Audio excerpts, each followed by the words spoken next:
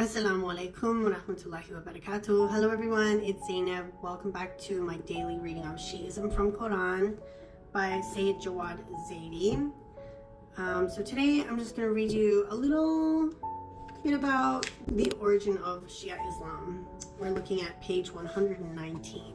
So in the name of Allah, most gracious, most merciful, all praise belongs to Him, and peace and blessings to Prophet Muhammad and his pure family.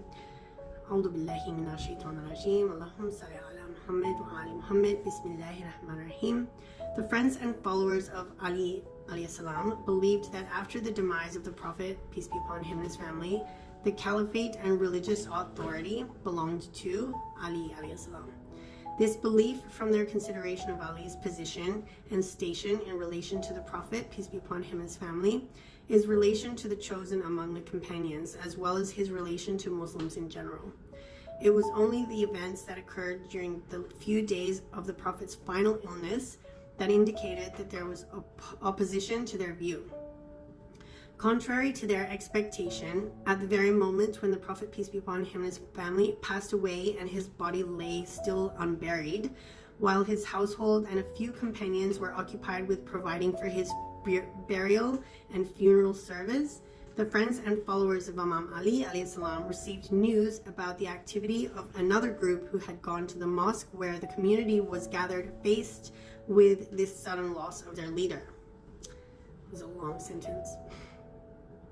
This group, which was later to form the majority, set forth in great haste to select a caliph for the Muslims, with the aim of ensuring the welfare of the community and solving its immediate problems. They did this without consulting the household of the Prophet, peace be upon them, his relatives, or any of his friends who were busy with the funeral, and without providing them with any information. Thus, Ali alayhi salam and his companions were presented with an undeniable fact.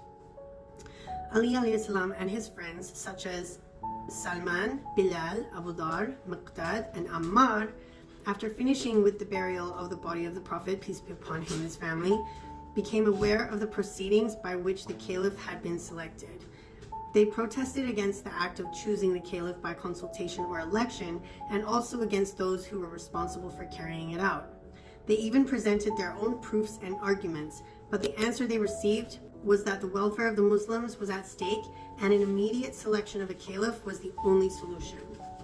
It was this unwarranted and forced selection of the caliphate that separated the majority from the minority.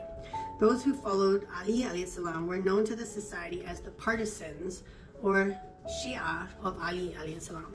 The caliphate of the time was anxious to guard against this appellation being given to the Shi'i minority, and thus to have a Muslim society divided into sections comprised of a majority and a minority.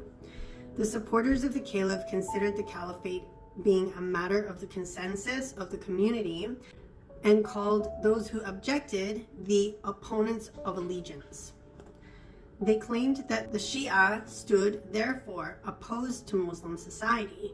Since that time, over 1,400 years ago, up until today, the Shia were given other pejorative and degrading names such as Rafida, meaning the ones who reject.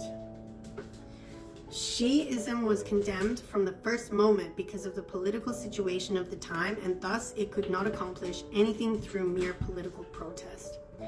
Ali alayhi salam did not rise up against the caliphate. However, his reasons to remain patient while his rightfully appointed position was taken were, number one, he lacked sufficient military power and support at the time, and number two, he wanted to safeguard the well-being of the Muslim Ummah and Islam.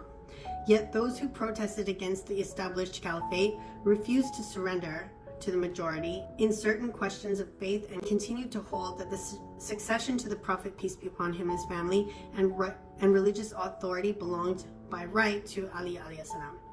They believed that all spiritual and religious matters should be referred to him, and invited people to become his followers. Thank you for joining me today as I read to you. Until my next video, stay blessed.